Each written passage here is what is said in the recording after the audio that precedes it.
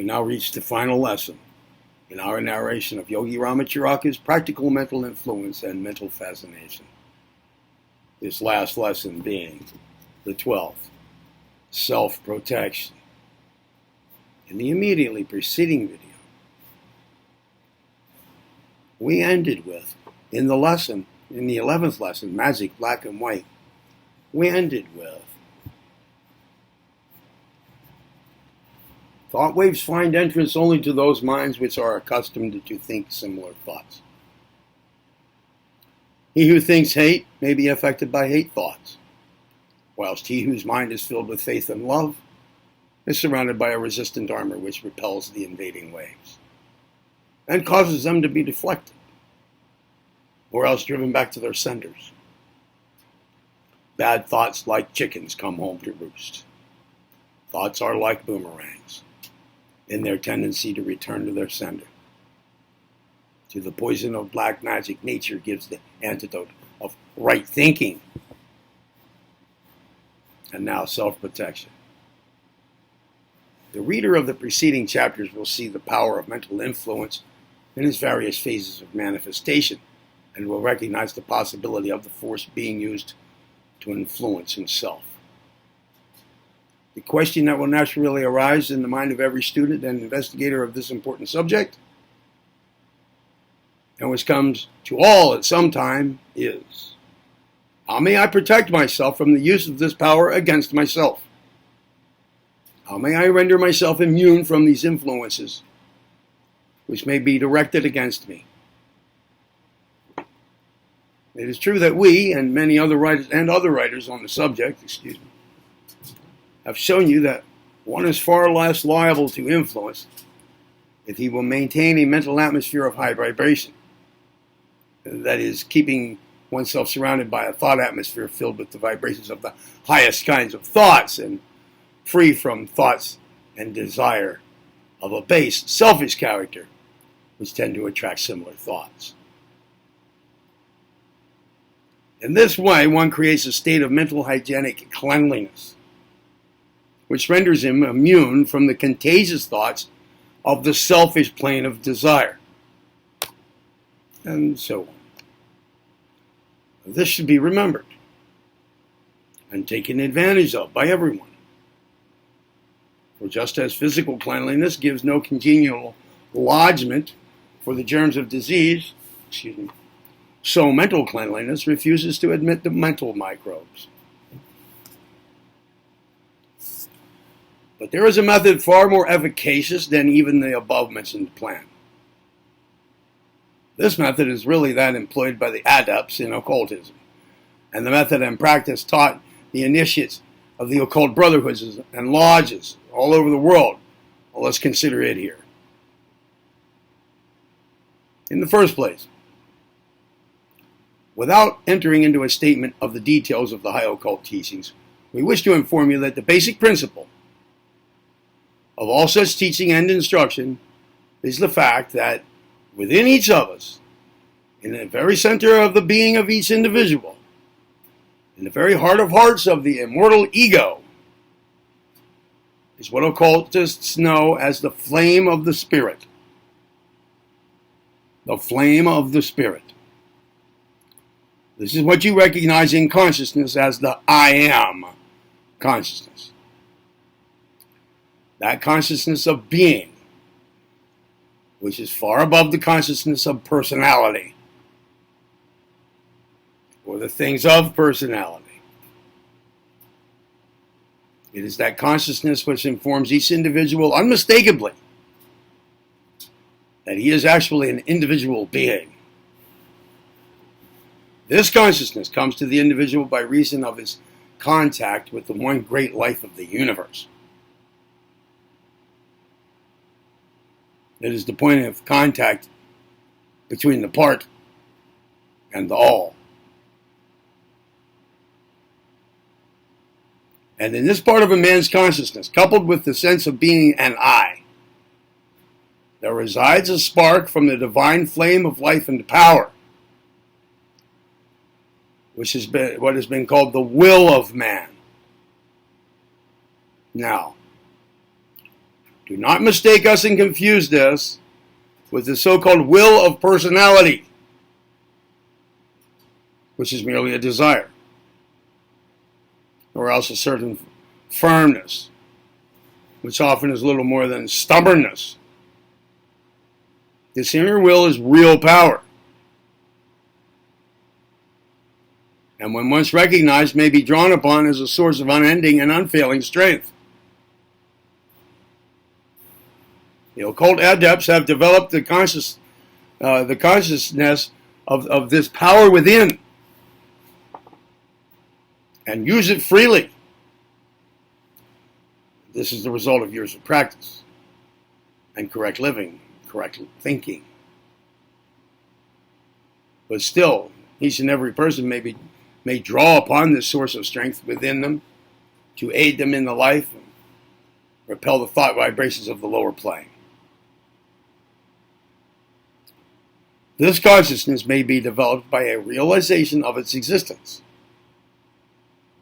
and by a practice of bringing the idea in everyday consciousness, by thought, meditation, and practice. The very fact of our having called your attention to its existence has awakened within the mind of you who are reading these lines a new strength and sense of power. Think a moment and see whether you do not feel a dawning sense of a strength within you that you have not realized so fully before this moment.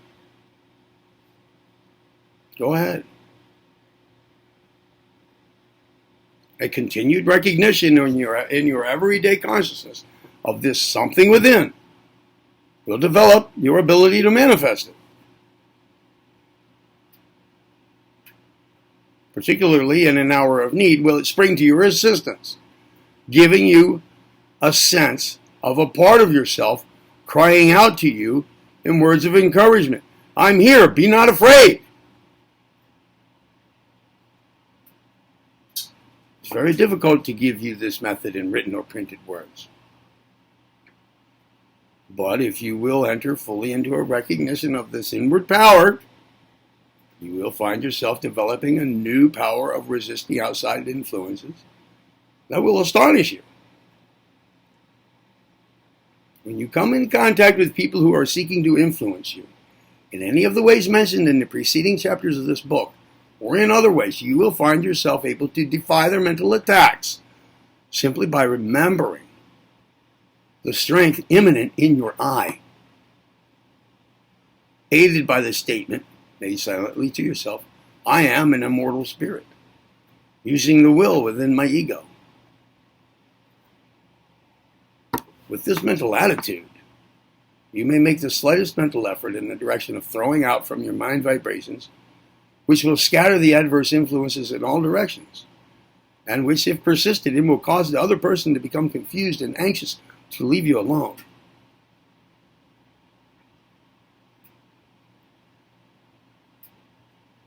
With this consciousness held in mind, your mental command to another, let me alone, I cast off your influence by the power of my spirit, will act so strongly that you'll be able to actually see the effect at once. If the other person be stubborn and determined to influence you by words of suggesting, coaxing, threatening, or similar methods, look him or her straight in the eyes,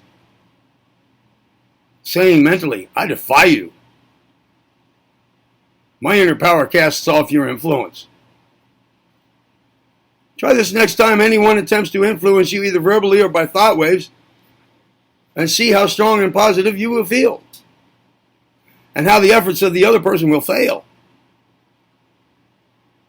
Sounds simple, but the little secret is worth thousands of dollars to every individual who would put it into practice. Above all, put out of your mind all fear of other persons. The feeling of fear prevents you from manifesting the power within you to its full extent. Cast out fear as unworthy and hurtful. Not only in the case of personal influence, in the actual presence of the other person may be defeated in this way. But the same method, will act equally as well in the matter of repelling the mental influence of others directed against you in the form of absent treatments, etc. If you feel yourself inclining toward doing something which in your heart you feel that is not in your best interests, judged from a true standpoint, you may know that consciously or unconsciously, someone is seeking to influence you in this way. Then smile to yourself and make the statements mentioned above, or some similar one. And holding the power of the Spirit within your eye, firmly in your mind, send out a mental command, just as you would in the case of the actual presence of the person himself or herself. You may also deny the influencing power out of existence by asserting mentally, I deny your power to influence me. You have no such power over me. I'm resting on my knowledge of spirit and its will within me. I deny your power out of existence. This form of denial may be used either in the case of absent influence or personal influence. The rule is the same in all cases. In repelling these absent influences, you will at once experience a feeling of relief and strength, and will be able to smile at the defeated efforts of the other person. If you feel sufficiently broad and full of love for mankind, you may then treat the other person for his error, sending him thoughts of love and knowledge with the idea of dispelling his ignorance and selfishness, and bringing him to a realization of the higher truths of life. Excuse me. You will doubtless have many interesting experiences arising from thus repelling these attacks. In some cases, you will find that the next time you meet the person in question, he will appear confused, puzzled, ill at ease. In other cases, the person will begin to manifest a new respect and regard for you, and disposed to aid you instead of trying to influence you to his way or desire. In other cases, the person will still have the desire and will endeavor to argue into doing that which he has tried to influence you into doing by mental influence. But his efforts will fall flat and without effect, particularly if you give him another dose of the assertion of the power of the Spirit within you. In the same way, you should call upon your higher self for aid and strength when you feel yourself being affected by any of the great mental waves of feeling or emotion sweeping over the public mind, and which have a tendency to stampede people into adopting certain ideas or of following certain leaders. In such a case, the assertion of the I within you will dissipate the influence around you, and you will find yourself standing in a center of peace, surrounded on all sides by the ocean of mental tumult and agitation which is sweeping over or circling around the place. In the same way, you'll be able to neutralize the unpleasant mental atmospheres of places, localities, houses, etc., and render yourself positive to and immune from the same. In short, we have given you here a recipe that may be used in any and every instance of the employment of mental influence.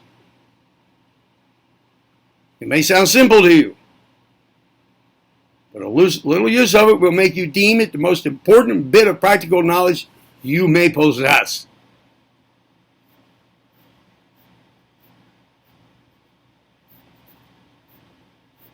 And that concludes our narration of Yogi Ramacharaka's practical mental influence and mental fascination.